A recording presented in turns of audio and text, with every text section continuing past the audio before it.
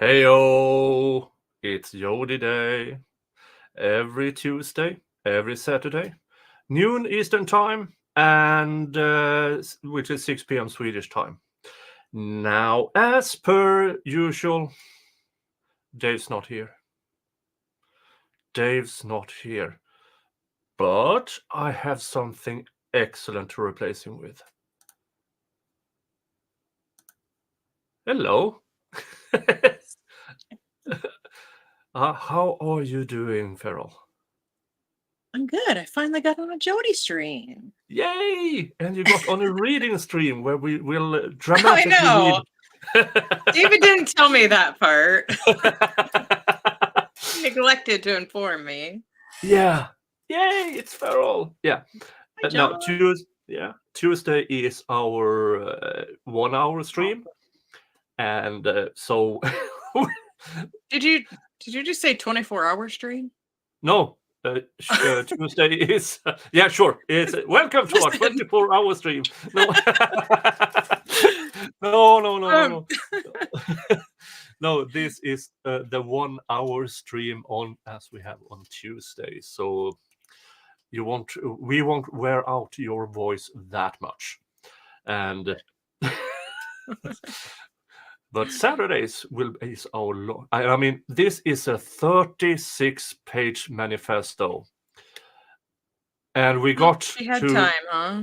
Yeah, and we got to page 13 on Saturday. So yeah. Honestly, I'm impressed you got that far. Yeah, we have Vielhammer here with his entitled Karen voice, which was amazing because that. I'm gonna have to go back and watch that.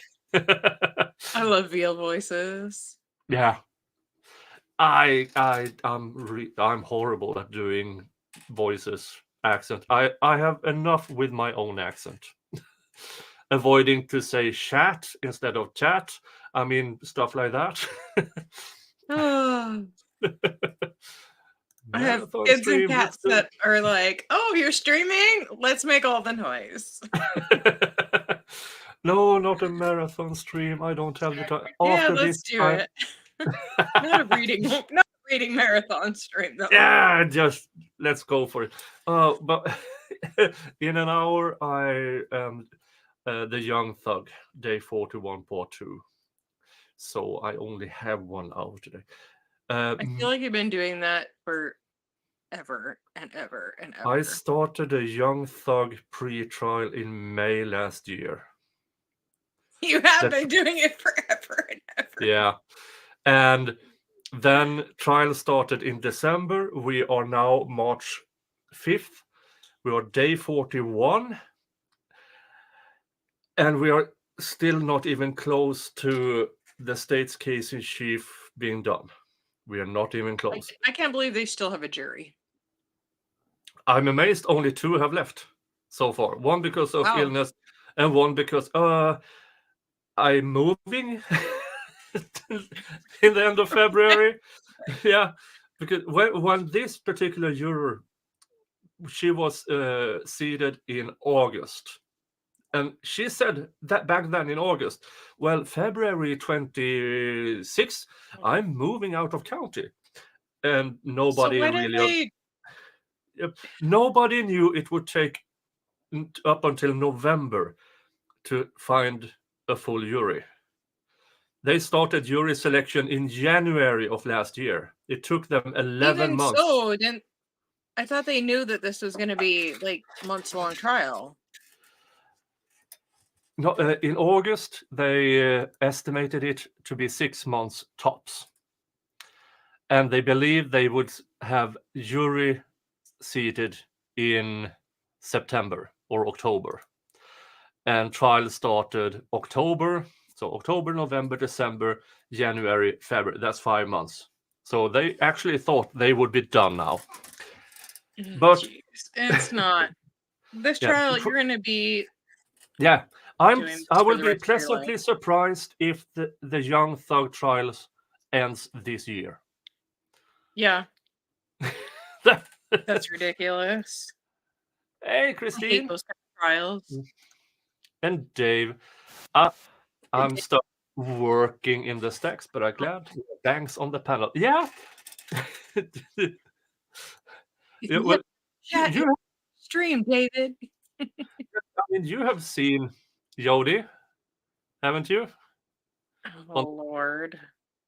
She has just about your hair color and bangs. Listen, it's not Jodi that I told him I forgot about it this week, but next week I'm dressing up as Casey Yeah. Anthony. Oh yeah. I forgot all about it this week. She Oh. has some killer outfits in her trial. Oh. Yeah. You and Mo with her wigs and you dressing up. I mean, you two should have yeah a co-op. We do a Stitch and Bitch stream. We haven't gotten together for a minute to do one, but maybe we'll have to dress up next time.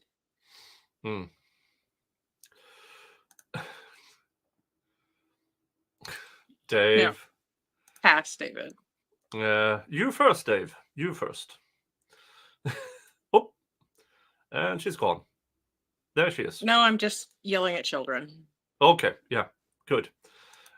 Why I have one that's about to get sent outside for the day. Oh, why else would you have children if not for yelling at them? I mean, exactly. Oh, because they like do dishes and stuff. Right, Sal? Gross.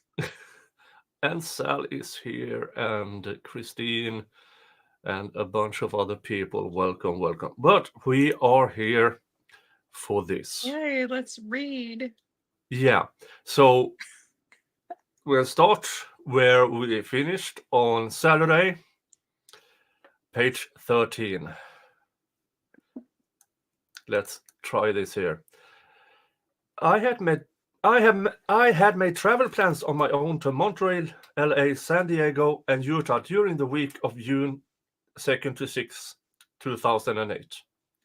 Travis learned of my travel plans a week prior to my departure and suggested I scrap those plans and drive to Arizona instead to see him.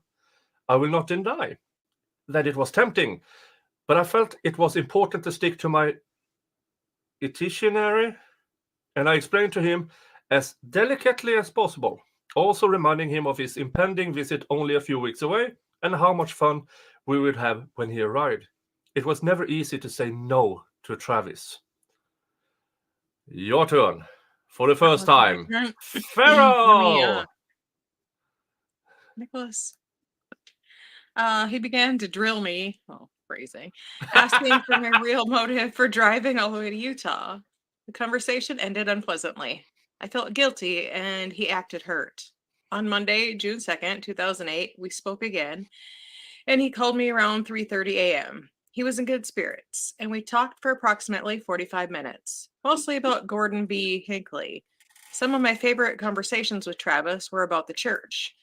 He seemed to be bottomless well of knowledge regarding the church's history and the gospel Bottomless doctrine. well. Yeah. I know. All Drilling the bottomless well. Oh, is she implying something here? And the spirit could always be felt when we discuss such topics. Oh, this thing. Again, the subject of my road trip came up.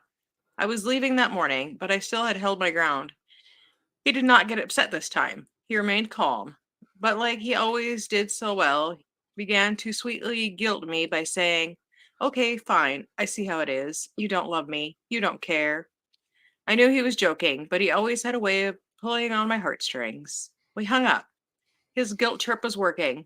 I felt guilty for not going to see him and was tempted to scrap my itinerary, but I was proud of myself for not giving in to his persuasion this time. My first stop was Redding, California, where I parked my Infiniti G35 coupe. She's extremely with these details and dates, and sometimes she is vague as F. She parked. Well, when she's lying, she adds all the things. Yeah, when she wants to be believed, she goes into extreme details. And Yep, then, she do the same thing on the stand. yeah, and then it's time to, okay, now it's not important what she says, it's what she doesn't say. Right. Infiniti G35 Coupe, and picked up a rental that was more fuel efficient. I then drove to Santa Cruz, where I met some friends downtown for a bite to eat and karaoke. Okay. I stayed in Monterey that night. The next day, Tuesday, June 3rd, 2008, I drove to the Los Angeles area, where I was hoping to meet some friends and their new baby girl they welcomed into the world a few weeks earlier. I reached Pasadena late and had not heard back from them. San Diego was a tentative stop on my itinerary to visit a friend, and see Hotel del Coronado, also on the list. I decided I would have to wait for another time. It would have to wait for another time, though, and that I would drive to Utah from there. Muted. Muted. Still muted. It was. No, now I Am I hear. really? No, Oh, okay. no. I'm like, what? I turned it back on. Boomer. Listen. Before leaving Pasadena, I stopped at Starbucks for strawberries and cream. All the detail for a strawberries and cream frappuccino. The line was long, but it was worth the wait. I made several calls that day along the way, including a few to Travis, where each time he reminded me that it was not too late to drive to Arizona instead. Again, the temptation was great, and I'd even begun to consider it. But I delicately declined once more, reminding him again that it was just a matter of weeks before he'd be coming to visit. But even as we hung up, that familiar, twittery feeling of anticipation began to sneak back up. Before leaving Pasadena on an impulse, I called Travis back and told him I was coming to Mesa and I'd be there before dawn. He said he'd wait up. I arrived at his house around 4:30 a.m. on June 4th, 2008. Who's Naps? He and Naps. The dog, I think. Dog? Must be. He and Naps were in his office waiting for me and watching silly videos on youtube.com. Travis was happy to see me. The feeling was mutual. It had been months since I'd seen them, and it made me realize how much I missed them both. I was exhausted from driving all night, but Travis insisted on showing me more videos on youtube.com and on giving me a demo of the correct way to punch his new punching bag. We finally went to sleep around 5 a.m. and slept until about 1 p.m. We hung out, among other things. I surprised him with the original handwritten copy of chapter 1 of his book, which I had in my possession for the purpose of typing and editing it. Although I emailed the chapter 1 to him several weeks earlier so he could post it on his blog. I hadn't gotten around to dropping the original in the mail yet. We also tried looking at CDs with pictures from our various church history trips, but his computer had a virus and we were having a difficult time bringing up the disk drive. After a while, we gave up and went back upstairs. With Travis's permission, I took pictures of him in the shower. These were tasteful shots, waist up. We were going for a Calvin Klein advertisement sort of look. Travis had been working on hard sculpting his body and getting ready for the summer. And as a result, was feeling very comfortable in his own skin. The shots were turning out really well. As I was, God, this freaking Yeah, this is a was long going on paragraph. I'm so forever. sorry. I Oh. actually didn't know. Okay, hold on. As I was checking the photos in the camera, standing near the shower, I heard a loud pop. I'm certain I blacked out for a moment because the next thing I can remember was I was laying next to the bathtub. My head was throbbing and Travis was behind me screaming. It was a sound that will haunt me for a long time. Yeah. So this is when she still had Ninjas Did It. Okay. Yeah, and it's interesting because there's no pause, there's no difference in how she writes. She lies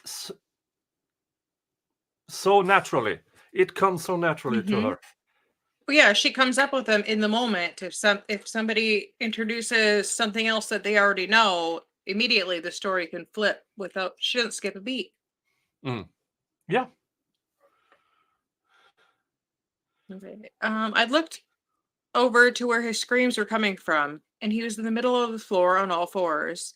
I looked around and I could see in the hallway of the bathroom 2 individuals approaching us.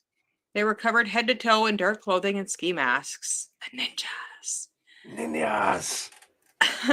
Although one was wearing denim jeans. But this woman, she should have just been an author, honestly. It would have saved her a lot of trouble. I managed to get to my feet and go look in the closet, or go into the closet, hoping to get through the other door and possibly to a telephone. I don't know. My capacity to think was diminished. I was met at the other door with a gun pointed at my forehead. I was made to get down on my knees near the armoire and was told to stay there, to not to move, not to speak. By this time, I'd gathered that one of the perpetrators was female and the other was male, the one wearing denim jeans. He was also the one with the gun. So I stayed put on the floor. He left the room. I looked into the bathroom where I could see the female perpetrator standing over Travis, who was silent now, but still on his hands and knees. I got up and rushed towards her and pushed her with all that I had. Oh, Travis is so lucky. Oh, yeah. She fell over. Sal believes her. She fell over Travis and onto the floor. I pulled on Travis, trying to get him to come with me. I kept saying, "Come on," over and over, urging him to get up, but he wouldn't. He kept saying, "I can't." With my help, he was able to move forward a few feet, but he said, "I can't feel my legs."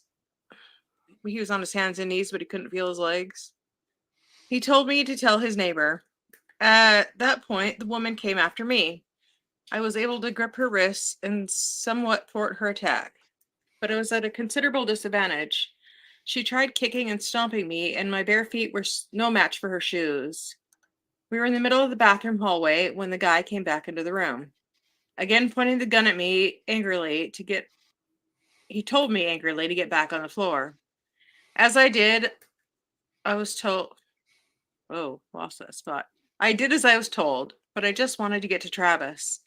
They began a heated argument about whether they should kill me. What it seemed to boil down to was she wanted to, but he didn't. I don't remember every detailed argument. Jesus Christ. It's your turn, Nick. I'm not reading a whole nother page of paragraph. Yeah. Oh, Jesus Christ. But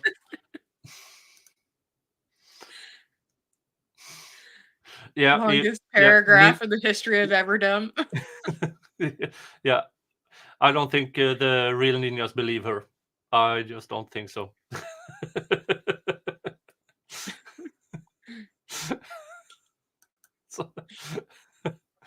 Oh, okay. They began a heated argument about whether they should kill me.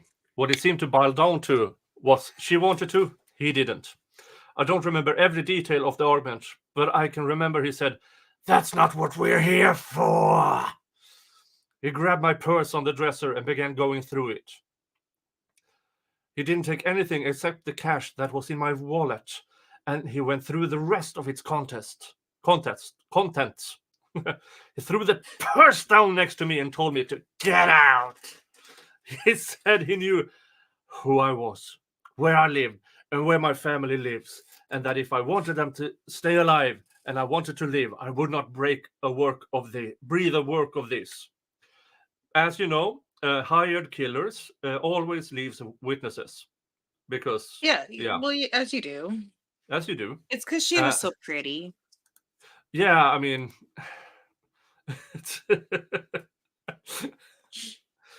oh. Again, the gun was pointed at me. Before I could get up, the woman persisted and kept telling him to shoot me. She was standing over Travis in the hallway of the bathroom. I thought I was going to pass out at any moment. I was very dizzy. It is difficult enough to describe the feeling of having a gun pointed at your skull. Well, we could ask Travis if he was still here. No, we can't, Nick. Nah, yeah, Why I can't know. we, Nick? Yeah, he's stabby, stabby, shooty, shooty by Slicey, Miss Aria. slicey. Slicey, slicey. It is even more difficult to describe when one holding the gun is angry, stressed, and under pressure to pull the trigger. It's like a void in the customary march of time as you wait for others to argue over your fate. Yeah, I'm sure you thought of this dramatic detail at the. He folded under the pressure. Listen, if this actually happened, she might. Yeah. He folded under the pressure and pulled the trigger. The gun didn't fire. I didn't wait around to find out why. I pushed past him, and he seemed to make no effort to stop me. I flew down the stairs. I thought I could hear someone behind me, but I didn't look back to find out. There was no heightened sense of awareness during any of this. Everything was blind confusion. I left through the front door and slammed it behind me. I fumbled into the car and backed out the driveway, all while keeping my eye on the front door. It didn't open. I was still hyperventilating and feeling ready to pass out at any moment. I drove west down East Queensboro Avenue because, of course, you remember the fucking street name. I saw two young girls. Remember every detail when you're in a traumatic situation. Yeah. That is exactly what the sex therapist said on the stand. Jodi Arias, during very traumatic events, remembers everything. Oh no, he didn't. He said it was the other way around. She didn't remember anything. Oh, except for those Home Alone spots that she does remember that she thinks help her story. Oh Lord. I saw two young girls running down the street playing. It's one of the last memories I have of the Mountain Ranch neighborhood. My phone was dead. Apparently, okay. I'd forgotten to charge it the entire time I was at Travis' house. To be honest, of course, I wouldn't have called anyone, even if I could have. Remembering what they had said, I know that if they were capable of doing what they'd done, they were capable of carrying out their threats. I was terrified out of my mind by what I had just witnessed, and I drove for hours in shock, not even aware of where I was going. After several hours, I realized I was in the middle of nowhere in the desert. I can't even say that I witnessed a murder that day. When I fled that place, Travis was still alive. We can all theorize how we might act in certain situations, but I never would have thought I would have such a deficit of bravery. I'm absolutely ashamed of the way I ran like a coward. I have two brothers, two sisters, and two parents, and all I could think of was their safety. Yeah, that would be the people you lied to, who you claimed in court abused you. Yeah. This is still the same paragraph. You were just going to make me read the rest of this entire manifesto, weren't you? For some reason, the faces of my father and my youngest brother kept playing in my mind especially. We live in a country that supports brave men and women who protect it every day. Insert Star-Spangled Banner here. I mean... Where's the audio clip? La, la, la, la, la, la, la. No, that's the wrong one. Exactly you threw out those. Not how it goes, and I won't be singing it, so we're at a loss. That was the British anthem, and you threw those out a few hundred years ago. That's awesome.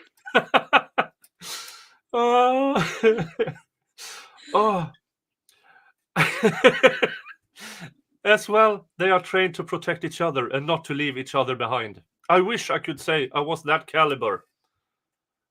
Yeah, you would know caliber. That caliber of a person. Some have argued that Travis was a dead man, that there was nothing I could have done. Yeah, so you could have done something like no stabby, stabby, shooty, shooty, slicey, slicey. That could have been Jingles? Jingles. Hello, Mr. Jingles. This is my very own stabby, stabby, slicey, slicey with his murder mittens. I have a murder mitten over here. Ah. Hello, Mr. Jingles. Where were we? That argument brings no comfort. I can't say for certain that if I'd fought back harder, it would have had any effect of the outcome of his fate. Sure.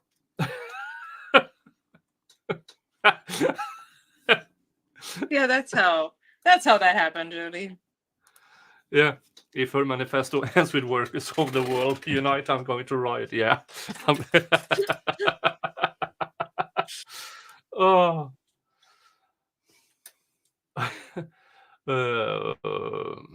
I have many regrets and much to be remorseful for. That's true. I don't think you have it. We found a but true sentence in here. Yeah. I have many regrets. I believe her first one is calling the cops herself. That might have been a really, really bad idea. Oh. Yeah. Hello, Mr. Cop. Let me insert myself into your investigation. Yeah. But if I could change one thing, anything, I would have stayed and fought harder. Sure. I would have been valiant, even if the price of doing so was my life. Nice. All right. I mean, under normal circumstances, I did unmute.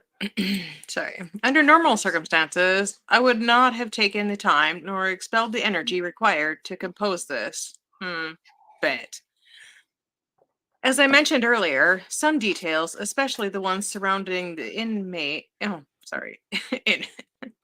she probably has some of those too. Yeah. Intimate, private life of Travis and I were never intended to go beyond him and me. But these matters are out of my hands now. My privacy is out the window. So for those who wish to hypothesize further over the nature of our relationship, feel free. Oh, we will. And we have. Oh, yeah. But I would suggest that you do your homework prior to voicing unenlightened thoughts and opinions. The internet can offer a fair amount of anonymity. I cannot ever say that word. But based on what I've read so far, the content that has been posted, even Travis would say to some of you that you should be embarrassed for yourselves. I think Travis would be just fine with the things that get said about you. If Travis had survived that, he would go on, "You bitch!" No, we're not the ones that gave you your nickname, ma'am. As for the day Travis was attacked, this is not some fictitious concoction of my own imagination, stemming from too much time on my hands. This is essentially what I told the detective who interviewed me well over a month ago from the date of this post. Regardless of the consequences for speaking out, I know I am doing what is right. I am unconcerned with how this will affect my case, as I do not believe that telling the truth can harm me in any way. I wish they would have introduced this in the I have no idea if they actually introduced it. It's been referenced I don't ever remember hearing anything from this when I watched it originally. So I don't think they were ever allowed to. Oh, that's too bad. I would have loved to have Jodi Arias in court reading this herself. I would have loved to have the detective read this. Yeah. Trying to read this with a straight face. Oh, that would have been. Oh. And as for the safety of my family, I must have faith that the Lord will not allow them to be put in harm's way because I decided to choose the right. No matter the outcome, I am doing the right thing, and it brings me great comfort to know that one day when it is my turn to be held accountable for my thoughts, works, and actions, when I am before the judgment seat of Christ, that Travis Alexander did not suffer at my hands, that they are not stained with his blood, and the one responsible for taking his life will in fact be held accountable for what they've done on that same day. I'd like to Yeah. address I'll finish this one. I'd like to address the remainder by category before I conclude. The topics were chosen based on the questions that have been presented to me and on recurring themes on the web. I wasn't going to Yeah. let you read that one-line paragraph and send it back. Travis, yeah, I mean, she has some nerve. She claims I in know, this, that's what, like, so when she is up on the thing, like, talking about her religion and da-da-da, how dear it is to her heart, this yeah, tells me God-fearing, yeah, BS. Absolute BS. If you're going to put something like that in your total lie documentary yeah. paper. I mean, don't write stuff down that you are not prepared to have read out in court or on this stream. I mean, In fact, if I was Elf Boy, mm, when she was up there talking about religion, I would have pulled this up right here. Did yeah, you have the same religion when you were writing down this pack of lies? yeah, yeah. I agree. That could have opened the door for reading this, at least parts of this. Right. Travis Alexander's funeral. There was a lot of talk because I did not make it to his funeral. It is true. I only made it to 2 out of the 3 memorial services held in his honor. Ironically, most of the people who made an issue of this were not present at the other 2 of his memorial services. But I never stooped to the petty level of gossiping about them. You know who you are, and so do I. I'd like to make record of the circumstances which prohibited my attendance. After using what funds I had and didn't have to fly to Arizona on the short notice, I was praying for the means to travel to Riverside on Saturday, June 21st, 2008. The means manifested themselves by the way of an old friend, Matt M., who bought my round-trip ticket from Sacramento, Ontario, California. I'm sure he's very pleased with giving you the cash for that. He must feel really good about himself. Jesus Christ. Transportation to from both airports was secured. Sacramento, the nearest major airport to Wairika, is a 4-hour drive away. I got on the road in the middle of the night to ensure I arrived on time to board my plane. Not 30 minutes into my trip, I got a flat tire and was forced to crawl to the next exit to a Chevron station in Weed, California. There's a place called Weed, California? Are you really surprised? No. I've heard some really interesting names of small communities in the United States. And yeah, you don't disappoint. It's like like Canadian, Moorhead, Minnesota. It's like Canadian lakes. In the West, they're a great name of lakes. And then you get to the mid part, and there you have Big Lake, Small Lake. Well, they're running out, Mountain right? Lake. I mean, then it's fuck it. We're just going to call it Big Lake.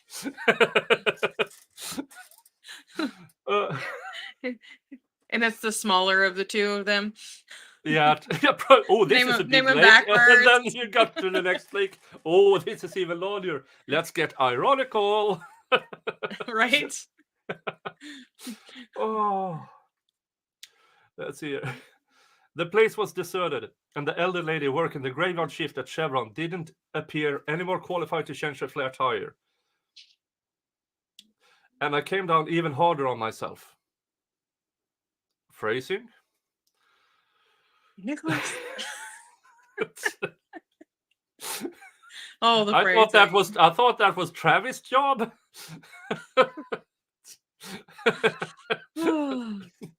Hello. Because not 5 months Travis had shown me how to change a tire on his Beamer. My Infinity was not much different. The problem was when he showed me that day in his garage, I wasn't paying much attention.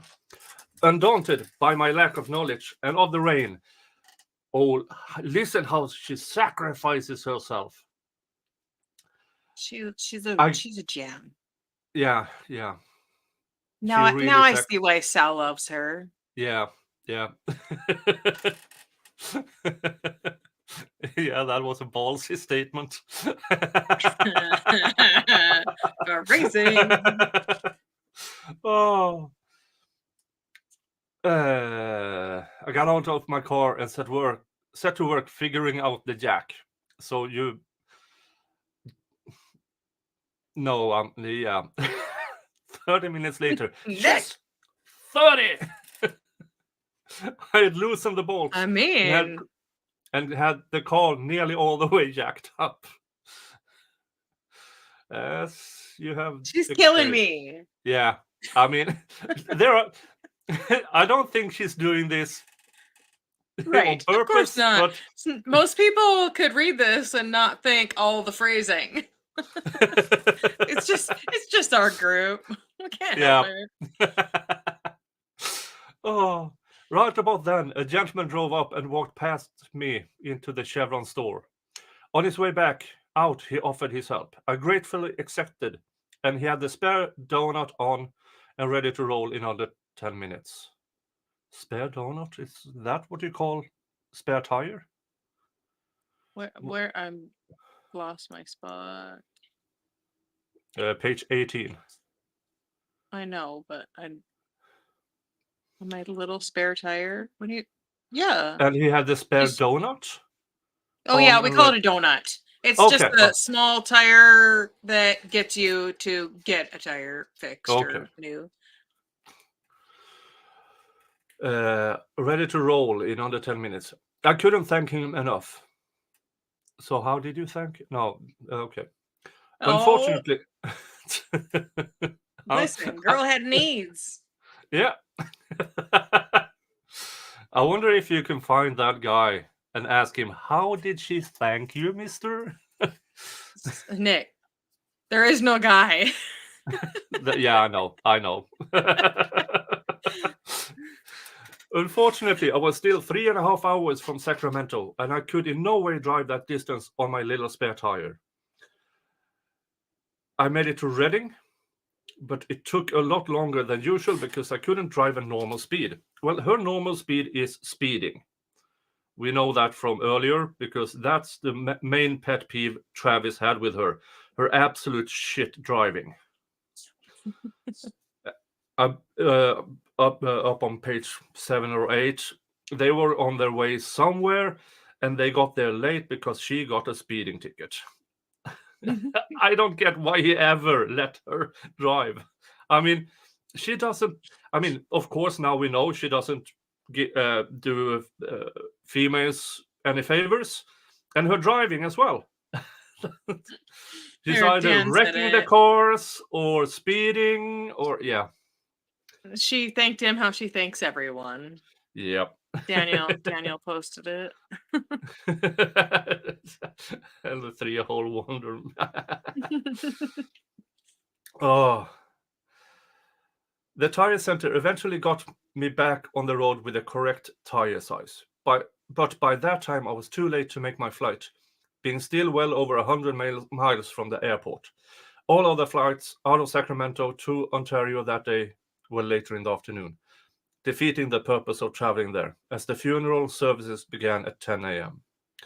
Travis and I once spoke briefly about our respective funerals. That got dark.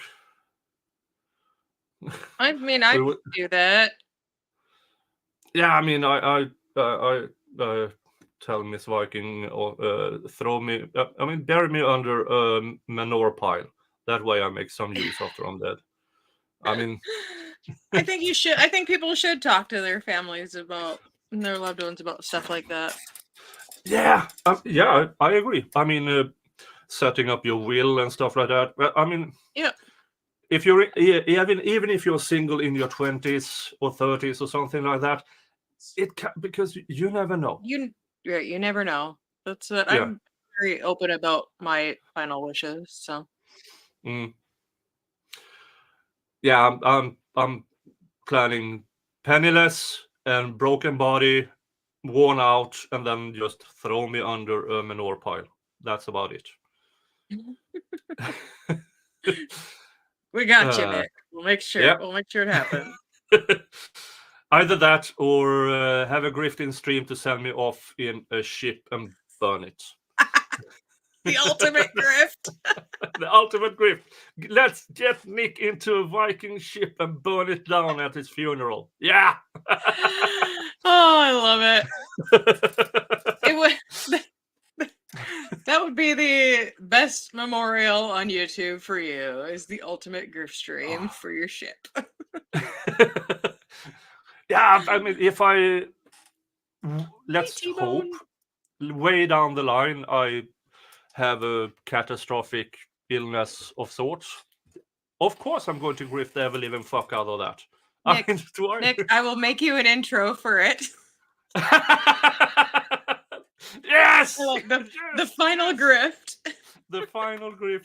Put some final countdown music on. Oh, I'm making one, just so you know. Hey, McKinley. Hello, Dave. You're so pretty today. Yeah. Dave has done his makeup and hair today. It's the bangs, McKinley. Yeah, it's the bangs. It helps him. Yeah, his bangs are somewhere up here. Hi, Dave. Dave's not here. We can make fun of him. Yeah, working. Oh, let's see. Respective funerals. We were sitting in his office. I told him if I were ever called home before he was, it would mean a lot to me if he would speak at my funeral. I have words. Hey, the bitch is dead. Hey, the bitch. No. I don't think she will allow me to speak on her funeral. He was a good speaker, and I knew he would edify me in an honorable way. I'm not entirely sure of that, Miss Arias. He said, of course I will, but let's not talk about that stuff. We were silent for a moment, and as an afterthought, I added, you know, my funeral would probably be held in Wairika. He cut me off and said, will you stop? Your funeral could be in Antarctica, and I would still be there. I know he doesn't hold it against me, but I've held it against myself. I'm quite sure if one of his final thoughts were, where am I going to get buried? One of his thoughts would be not next to this bitch. Right. Oh, goodness. All right. Travis Alexander's tires. Sometime last year, prior to Christmas, the tires on Travis's BMW were slashed twice. Travis did ask me if I knew anything about it. He investigated it and even created his own little sting operation to try and catch the culprit. I urged him to file a police report, but he didn't feel it was necessary. He did, however, decide to consult his sister, Samantha, and get her opinion. We decided to call her together, but he told me to remain quiet. We were both sitting in his office chair. I almost said hearsay, but I forgot this is a court. But this call actually happened, but there's no way she was there. There's no way she was there because... Right, because he thought she did it. Yeah. He honestly thought he did it, and he said that to friends. Right. Which is hearsay. And he probably said that to Samantha as well. Yeah. We were both sitting in his office chair listening in. She asked him a series of deductive questions and said it could possibly have been me. He told her I'd agreed to a polygraph. Seriously? Who's gonna... She's ridiculous. Yeah. Give me a lie detector. He told her I'd agreed to a polygraph if that's what it took to prove my innocence. When we hung up with her, he said he wasn't convinced it could have been me for a variety of reasons. One was the stealthiness with which it was done. He said both times it occurred, he was aware of it immediately, but he had never heard or saw anybody, not even a car, which could have been used as getaway. In addition, He wasn't home when the incidents occurred. Is I don't that's know a where he weird. was. Huh? He was aware of it immediately, but he wasn't home when it occurred. How does Right. she know he wasn't home? I Right. mean, that's... Hmm. hmm. Well, Oh, you're probably yes, out on Daniel. dates. It was the ninjas.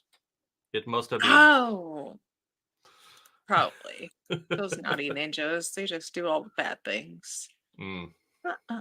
I don't know where he was, but given the type of car that I drove at the time, which tended to stand out and could be easily heard, following him, even if I was inclined to waste my time, would have been impossible to do so and go unnoticed. At the time this occurred, Travis was aiding me financially to a small extent in exchange for cleaning his house on a bi-weekly basis. This was beneficial to both of us, as I was experiencing my own streak of financial difficulty, and he reasoned that he was spending too much valuable time housekeeping. So I made extra money, and he enjoyed the benefits of a clean, tidy house, and the more free time to complete tasks of greater importance. Even if I were capable of sinking to a level, she's not capable of sinking to that level, but as to commit such a small-minded crime as vandalizing someone's car, I certainly would not have chosen his BMW. The cost of replacing 8 low-profile tires amounted to over $1,100, money that was no doubt already committed to a formidable mortgage payment.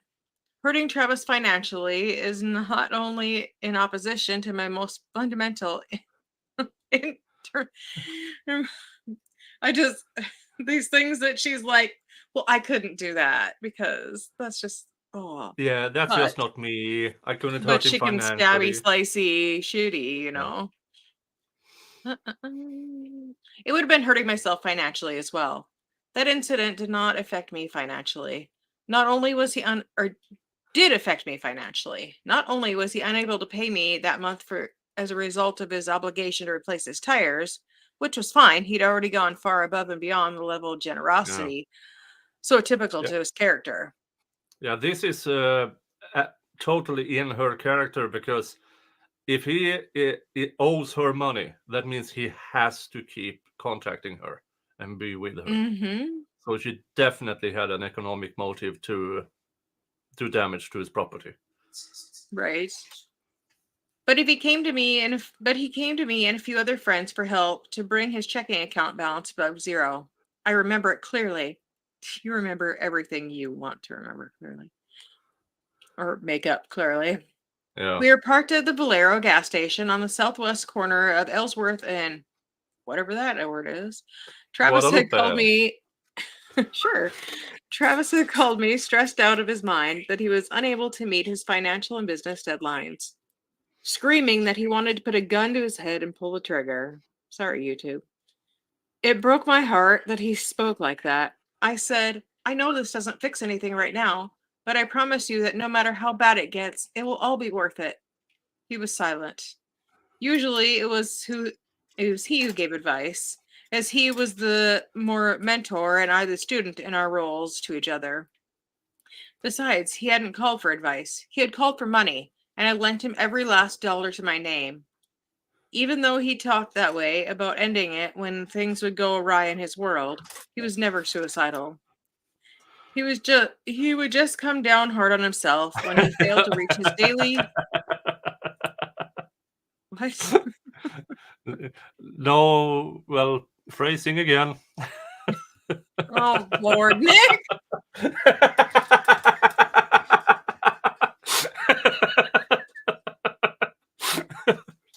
Oh. Really? Oh, I love it when you talk dirty. You should read this to your husband one night. Pass. It mattered not that he would accomplish more in one day that some would do in 1 month. If his goals were not met and his lists were not completed, then in his mind he'd failed. During the subsequent month, he would occasionally bring up the subject of his tires, but only we argued. When the inevitable apology came, he would place his hands on my shoulders, look directly into my eyes, and say, Jodi, I know you didn't slash my tires, and I'm sorry. Mm-hmm. I believe it, Jodi. Yeah. Sal does. Yeah. Our Well. arguments. Mm. Travis and I argued a lot. Too much. Sometimes it was over silly things, like the way I packed my suitcase or why my rearview mirror often faced the wrong way. Yeah, that's not arguing. That's telling you to... You use that one to look that way, not that way. Even if you check yourself, you put it back. That's not an argument. That's somebody telling you you're stupid. Mm-hmm. I used it to check myself instead of the visor mirror. Yeah, so she could have done that and then up again. But no, let's do that and then leave it there. I wonder what's behind me. Look at me. Look at me. Other Hers things was had more... probably permanently looking at her, so. Yeah. Other things had more merit. It came from a place of concern for my safety, like text messaging while I was driving. Yeah. 2008, that wasn't illegal yet, I think. No, probably not. No, that happened over here. That happened in 2014 or 2016 or something like that. Yeah, that's probably about the time it started. They started making laws about it. Yeah. I mean, it still was illegal because it's distracted driving. But specifically, just to tell people, this, don't. And I had a family member that used to read books while she was driving. I've seen lorry drivers reading newspapers. I've seen bus drivers reading newspapers. I mean, and I was hit. My car was hit by a car by somebody. I was in. It was a. We were entering what do you call it, roundabout, and it was a bit of a queue. Slow down. I looked in the rearview mirror and just, that one is not stopping. So I just let go of the steering wheel, lean back, and then... Yep. Brace for it. Yeah. Oh, thank you, Wanda. Yeah, that was a good laugh, huh? Yeah. Jodi has humor unintentionally, but it's humor in there. Concern for my safety, like text messages, or sleeping alone in my car on long road trips. Still, other things were totally confusing, like arguing over the guy I chose to date. He said it wasn't that I was dating other people that was the problem, but who? I felt it was my choice to date whomever I wanted. Sometimes it seemed like I was just his whipping girl. An outlet for him to relieve his pent-up frustrations in more ways than one. She's not wrong. But then again, you were available, Miss Arias. And you threw... Yeah. You were an active participant in all of that. Yeah. I mean, Miss Arias, you even brought your favorite lube. I mean, seriously. Or lube of choice, or... Yeah. Other times, it seemed like he called me up with the sole mission to bring me down and ruin my day, filling it with negativity. As I mentioned earlier, he was always very apologetic. I was invariably approached with humble remorse. If it wasn't in person, then I got the inevitable call or text message filled with the sweetest words of apology. He said one day he would be held accountable not just for his actions, but for every word ever uttered from his lips. He would remind me of the divine source from which we came, that I was a daughter of God. Again, there was no way I wouldn't forgive him. He had been forgiven before he even apologized. She makes me laugh my eyes so hard. If you forgave him, I don't think you did, Miss Arias. I really don't think you did.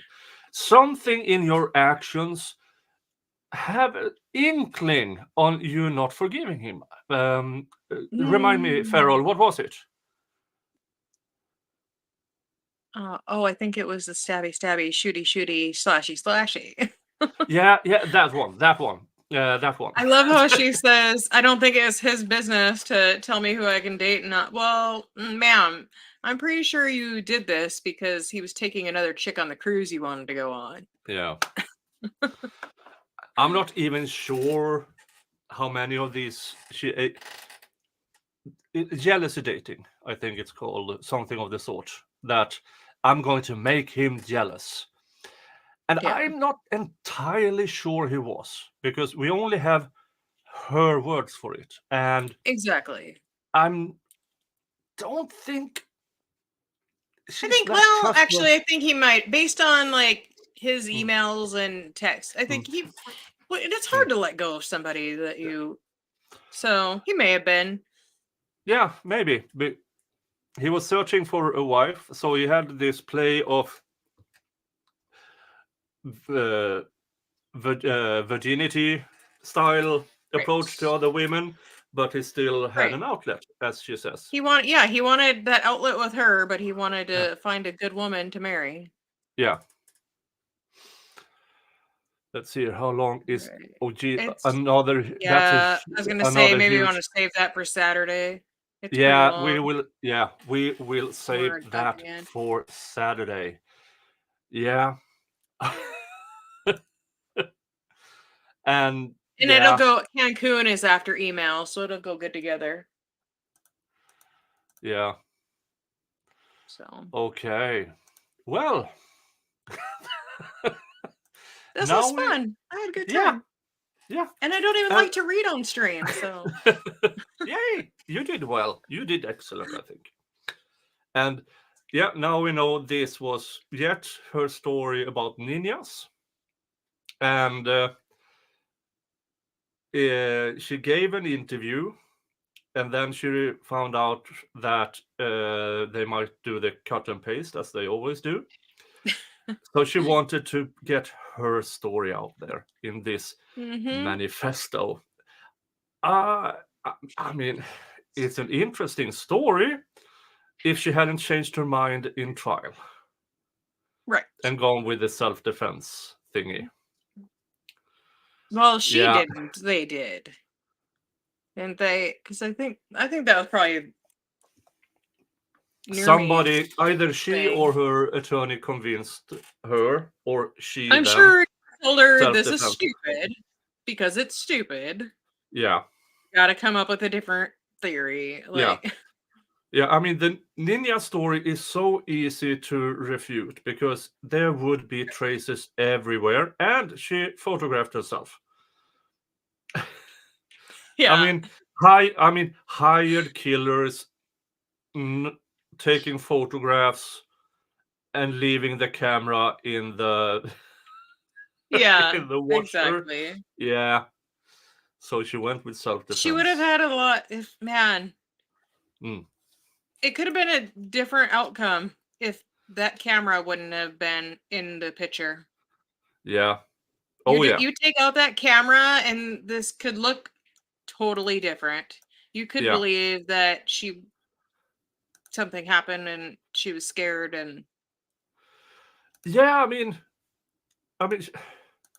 she could have that picture of her dragging him down or whatever she was, because she would have been dragging him like that. Just and seeing that picture, she said, "I have those pants at home."